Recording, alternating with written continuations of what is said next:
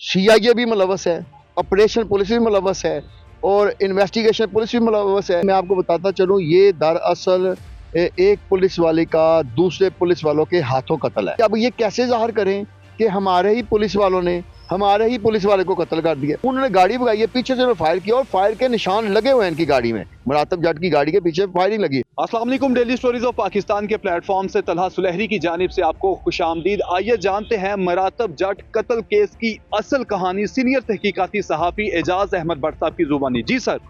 जी, मैं ये आपको बताता चलूँ, ये मुरातब जट जो हैं, ये ख़ास तौर पे इनकी ज़्यादातर जो लाइफ है वो सीआईए में गुजरी और लाहौर में सीआईए के साथ ये काफ़ी अरसे से अटैच थे। और इनको जो साबिक़ सीआईए के एसएसपी थे उमर विर्क, उनका ख़ास बंदा भी समझा जाता था और ये बड़े एफिशिएंट थे। बहुत सारे अहम केसेस में इन्होंने जो बड़े बड़े केसेस में मुलज़म पकड़े, मुलज़मों को पकड़ के इन्होंने कहें कि पाबंद सलासिल किया। लेकिन ये जो कत्ल हुआ है ना, इसकी मुख्तलिफ तरीक़ों से जो है ना कहा जा रहा है। लेकिन मैं आपको बताता चलूँ, ये दरअसल एक पुलिस वाले का दूसरे पुलिस वालों के हाथों कत्ल है। यानी ये इसकी एफआईआर तो ये दर्ज कराई गई है कि ये जो कत्ल है जी, ये डाकू आए थे और 2 गाड़ियों पे आए थे। एफआईआर का मतलब में लिखा है कि उन्होंने पीछे से फायरिंग की और ये भागे आगे थे और ये जाके इनकी गाड़ी जो टकराई पोल के साथ और साथ में डंपर था, वहाँ गाड़ी का तो बहुत बुरा हाल हो गया। 2 बंदों की हलाकत हुई, जिनमें एक थे सब इंस्पेक्टर जो है मुरातब और दूसरा एक और था इनके साथ जो शख्स, वो भी जो है हलाक हुआ और इनके साथ एक अरसलान मोटा जो था ना, जो ड्राइविंग कर रहा था, वो बचा। अब जो दूसरा, हाँ, मैं आपको बताता, जो दूसरा हलाक होने वाला उसका नाम है ज़काउल्लाह। और ये तीनों इकट्ठे कैसे हुए? इन तीनों का आपस में क्या ताल्लुक था? अब जो पुलिस ने तहकीकात की हैं, तो बड़ी ड्रामाई तहकीकात सामने आई हैं। सबसे पहले तो ये है कि वो जो 2 पुलिस एहलकार जिन्होंने कहा कि हमने नाका लगाया हुआ है और जिन्होंने इस पे फायरिंग की, वो पुलिस एहलकार लाहौर के थे। अब लाहौर पुलिस के एहलकार थे, लेकिन वो बगैर वर्दी के वहाँ सिविल कपड़ों में खड़े थे और सिविल कपड़ों ने उन्होंने कैसे रोकने की उनको किसने अथॉरिटी दी? यहाँ तो अब डीआईजी फैसल कामरान और सीसीपी और लाहौर ने ये पाबंदी लगा रखी है कि एक पुलिस एहलकार दूसरे पुलिस के थाने में जाके कोई इन्वॉल्वमेंट नहीं करेगा। तो ये तो एक ज़िला से दूसरे ज़िला में चले गए और बगैर किसी अफसरान को बताए, बगैर वहाँ रवानगी का अंदराज कराए और बगैर किसी को बताए। दरअसल ये एक पुलिस वाला का जो ग्रुप है, वो अपने तौर पे गराही करने गया हुआ था और दूसरा पुलिस का ग्रुप जो है वो अपने तौर पे गराही करने गया हुआ था। अब आप पूछेंगे कि ये ग्राही किस चीज़ के पैसे इकट्ठे करने गए थे?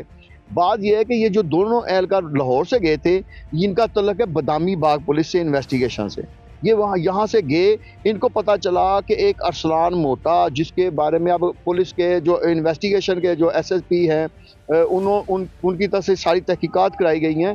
तो वो तहकीकात में पता चला है कि जो अरसलान मोटा है, वो बहुत सारे डकैती, चोरी और ख़ास तौर पे जेब तराशी की वारदातों में मुलव्वस था। और वो उस वक़्त, ये जो है मुरातब जाट साहब, इनका उस वक़्त ड्राइवर बना हुआ था। अब पूछने की बात ये है कि एक बंदा सीआईए का इंस्पेक्टर, दूसरा बंदा जो चोरों और डकैतों का सरगना, तो इन दोनों का आपस में क्या ताल्लुक था कि वो उनकी ड्राइविंग कर रहे हैं। और तीसरा जो ज़काउल्लाह है, उसके बारे में भी यही पता चला है कि वो भी कुछ वारदातों में मुलव्वस रहा है। तो अब कहने का मतलब है, और वो ज़काउल्लाह के बारे में ये भी पता चला है कि वो भी पुलिस वाला था और साबका पुलिस वाला है, उसको महकमे से निकाल दिया गया था। अब देखें, ये अजीबो-गरीब किस्म के ग्रुप बने हुए हैं कि एक सीआईए का मौजूदा सब इंस्पेक्टर है, एक डकैती और चोरी करने वाले ग्रुप का सरगना है, एक साबका ऐसा कांस्टेबल है कि जिसको नौकरी से करप्शन पर डिसमिस कर दिया गया। और तीनों ये क्यों इकट्ठे हुए गाड़ी में? ये तो आला अफसरान ने मालूम करना है ना। एक चीज़ ये थी।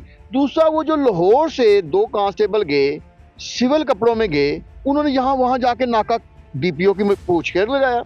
क्या उन्होंने डीआईजी ऑपरेशन या डीआईजी इन्वेस्टिगेशन से लाहौर से इजाज़त ली? ये सारा तो पुलिस ने करना है, ये सारा तो इन्वेस्टिगेशन ने करना है। और मेरी जो नॉलेज उसके मुताबिक ये सारा कुछ कर लिया हुआ है, लेकिन वो क्योंकि छुपाना चाह रहे हैं कि अब ये कैसे ज़ाहिर करें कि हमारे ही पुलिस वालों ने हमारे ही पुलिस वाले को कत्ल कर दिया। देखिए, मुरातब जट भी लाहौर में ड्यूटी दे रहा था, ये बदामी बाग पुलिस वाले भी लाहौर के थे। अब ये अगर देखा जाए कि गलती किसकी है, और इसकी जो इंक्वायरी करके सजा किसको दिलानी है, तो सीसीपी लाहौर जो कामयाना साहब हैं उनको भी इस पे गौर करना पड़ेगा। जो एसएसपी इन्वेस्टिगेशन है उनको भी इस पे नवीद साहब को भी इस पे गौर करना पड़ेगा। और इसके अलावा जो डीआईजी ऑपरेशन है उनको भी इस पे करना पड़ेगा। और सीआईए के जो हेड है इमरान किश्वर साहब डीआईजी, उनको भी इस पे गौर करना चाहिएगा कि ये हमारे जो अहलकार हैं जो हमारे नीचे काम कर रहे हैं ये किस किस्म की एक्टिविटी में मुलव्वस है कि 2 पुलिस एहलकार बगैर अपने अफसरान को बताए मुरीद के चले जाते हैं। और उधर से एक सब इंस्पेक्टर एक साबका क्रिमिनल को अपने साथ लेकर कहीं जा रहा है ड्यूटी पे। अब अंदर की खबर ये है कि उस वक्त जब ये गाड़ी पे जा रहे थे उस वक्त भी गाड़ी के अंदर माल मसरूका मौजूद था, उसमें गैर मुल्की करेंसी और जेवरात मौजूद थे, जो उस वक्त गाड़ी जब डैमेज हुई तो वो पुलिस ने ही अपने कब्जे में ले लिया। अब ये सारा खेल है क्या? खेल जो अभी तक पता चल रहा है वो ये है कि ये दोनों कांस्टेबल लाहौर से गए थे कि अरसलान और मोटा जो है ना वो जब वारदात करके निकलेगा तो हम उसको पकड़ लेंगे, क्योंकि उनके पास उसके पर्चे मौजूद थे। अब इन्वेस्टिगेशन पुलिस ने उसके खिलाफ 7-8 पर्चे तो निकाल ही लिए मुख्तलिफ लाहौर के थानों के, अभी और मजीद निकाले जा रहे हैं। अब ये जो सारे पैसे लेने के लिए वहाँ गए ना दोनों कांस्टेबल, और उधर से जो मुरातब जट साहब के साथ जो बंदे थे दोनों, उनके बारे में कहा जा रहा है कि वो भी पैसे ही लेकर आ रहे थे। अब जब ये दोनों ने उनको रोकने की कोशिश की है तो जाहिर तौर पर उनको यही लगा कि कोई ये हमें लूटने आया है। उन्होंने गाड़ी भगाई है, पीछे से उन्होंने फायर किया और फायर के निशान लगे हुए हैं इनकी गाड़ी में, मुरातब जट की गाड़ी के पीछे फायरिंग लगी और इनकी गाड़ी बुरी तरह डैमेज हुई है। अब यहाँ भी 2 तरह के मसले पैदा हो गए। पहला मसला ये पैदा हुआ कि जो मुरातब जट की जो गाड़ी है वो इतनी ज़्यादा डैमेज हो गई और वो एक्सीडेंट की वजह से हलाक हुए, लेकिन पुलिस ने पर्चा दर्ज करते वक्त उसमें 302 लगाई हुई है। अच्छा, पुलिस ने उसमें एफआईआर में ये भी जिक्र किया कि 2 गाड़ियों पे 6-7 डाकू आए थे और उन्हें लूटा। यहाँ तो फिर पुलिस ये माने कि वो जो 2 पुलिस एहलकार थे जिन्होंने उनको गोली मारी है वो डाकू थे, और अगर वो डाकू थे तो वो डाकू लाहौर से मुरीद के क्या लेने गए? ठीक है, डाकू थे तो उनकी तफ्तीश जो है डाकुओं की तरह होनी चाहिए थी, फिर ये डाकुओं की तरह उनको सेव क्यों किया जा रहा है? बात यह है कि कुछ तो माने ना पुलिस वाले कि यहाँ तो फिर मुरातब झट गलत था, वो गलत काम के लिए जा रहा था और ये दोनों दुरुस्त थे, तो फिर वो डाकू था और वो डाकुओं का साथी था। और अगर वो दुरुस्त है, वो शहीद है और उसके साथी भी साथ में शहीद हैं, तो फिर ये 2 डाकू हैं। अब पुलिस के जो आला अफसरान हैं उनको इन दोनों में से एक को तो डाकू तस्लीम करना पड़ेगा, या जो जिन्होंने गोलियां मारी हैं या फिर जो वो माल बरामदगी करके ला रहे थे वो कहाँ से ला रहे थे, वो सारी चीज़ें सामने आनी चाहिए। अब इस स्टोरी को ज़रा इस तरीके से देखें तो हो ये रहा है कि यहाँ सब कुछ जो है ना माया है, माया के लिए सब कुछ हो रहा है। सीआईए भी मुलव्वस है, ऑपरेशन पुलिस भी मुलव्वस है और इन्वेस्टिगेशन पुलिस भी मुलव्वस है और पुलिस के साबका जो एहलकार है वो भी मुलव्वस है। और यहाँ एक और बात भी आ रही है कि एक साबका डीएसपी हैं लाहौर के, वो ये अरसलान और मोटा के गिरोह को सरपरस्ती कर रहे थे, उनके बारे में भी आला अफसरान को तमाम चीज़ों का पता चल चुका है। तो अब बात यह है कि अब सबसे अहम बात यह देखें कि डीपीओ शेखपुरा जो है इस पर कोई प्रेस कॉन्फ्रेंस नहीं कर रहे, डीआईजी जो सीआईए है इस पर कोई प्रेस कॉन्फ्रेंस नहीं कर रहे, डीआईजी इन्वेस्टिगेशन इस पर कोई प्रेस कॉन्फ्रेंस नहीं कर रहे, डीआईजी ऑपरेशन लाहौर इस पर कोई प्रेस कॉन्फ्रेंस नहीं कर रहे, क्योंकि ये वही मामला है कि जितना पेट से कपड़ा उठाएंगे तो हम खुद ही नंगा होंगे।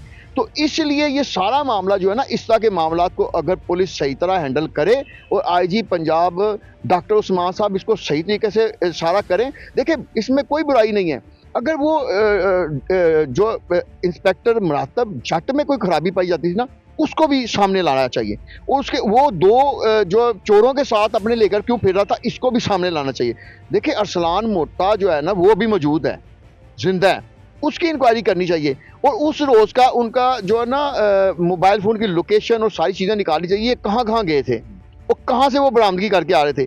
और ये जो 2 लाहौर से जो गए थे बदामी बाग थाने के एहलकार, ये किसके कहने पे गए थे? असल चीज़ ये है कि आला अफसरान को देखना चाहिए कि हो सकता है कि ये 2 कांस्टेबलान को किसी और ने भेजा हो कि जाओ जी उससे सारा माल बरामदगी लेगा, और वो आगे से खौफजदा हो गए कि फायरिंग हो गई है, कहीं हम मारी ना जाए, उन्होंने इतनी स्पीड से भगाई कि गाड़ी आगे जाके तबाह हो गई। अब इस सारे मामले का वाइंड अप तब ही होगा जब आला अफसरान, जिसमें ख़ास तौर पे सीसीपी और लाहौर और डीआईजी इन्वेस्टिगेशन और ख़ास तौर पे आईजी पंजाब जो है ना वो इसकी इंक्वायरी को खुद मॉनिटर करें और ये सारे वाक़यात को खंगाल के इनमें से चोरों और डकैतों को अलहदा करें, CIA के जो सब इंस्पेक्टर हैं उनकी कारकर्दगी को अलहदा करें और लाहौर के जो बदामी बाग के जो 2 पुलिस एहलकार उनको अलहदा करें, तो फिर ये मामला सेटल होगा। नहीं तो मैं आपको बताता चलूँ कि इस तरह लाहौर में कई और ऐसे गैंग बने हुए हैं, मंशियात फरोशों के गैंग हैं जिनकी सरपरस्ती पुलिस वाले करते हैं। और ये मैं नहीं कहता, CIA ने खुद अपने रिपोर्ट में दिया है कि 16 से ज़्यादा पुलिस एहलकार जो है वो भेजे गए हैं जेलों में। और मैं आपको यही बताता चलूँ कि मंशियात फरोशी में ही नहीं, ये जो असला की स्मगलिंग है इसमें भी कुछ पुलिस एहलकार मुलव्वस हैं। और ख़ास तौर पे लाहौर के तकरीबन 20 से 25 थाने ऐसे हैं जिनके SHOs लगाने के लिए 5 लाख से 20 लाख रुपया वसूल किया जा रहा है। और ये 20 लाख रुपया किसकी जेब में जा रहा है? और वो थानों के SHO जो है ना वो फिर तरले से हमें कहते हैं जी भट्ट साहब साडा पिछा बड़ा मजबूत है, साडा किला मजबूत है, सानू कोई नहीं ला सकता। तो इसका मतलब है कि वो किला क्या है, वो वही 20-20, 25-25 लाख रुपए है जो आला अफसरान तक जाता है और फिर SHO लगाए जाते हैं। ये खाली पुलिस में ही ये वाला मामला नहीं, इनके ऊपर कुछ सियासतदानों की भी छतरी हासिल है और उन सियासतदानों को भी एक्सपोज करना पड़ेगा, फिर ये मामला सेट होगा। नहीं तो लाहौर में इस तरह के वाक़यात रूनुमा होते रहेंगे। बहुत शुक्रिया भट्ट साहब आपके वक्त का। थैंक यू जी, बहुत शुक्रिया आपका।